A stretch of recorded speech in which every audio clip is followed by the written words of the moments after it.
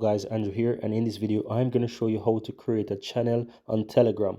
All you have to do once you're on Telegram, on the upper left hand side, click these three lines and click in my profile.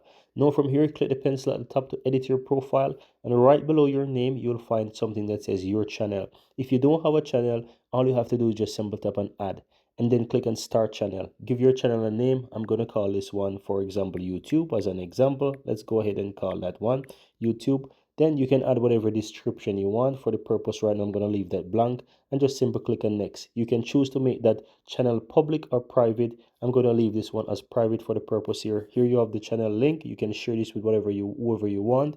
But once you create the channel, just simply click on that check mark on the upper right hand side. And here you can add whosoever you want to add. So I'm going to add, for example, this contact here, and that's it. You can see that I now created the channel and it has 1 subscriber there because I've added that person.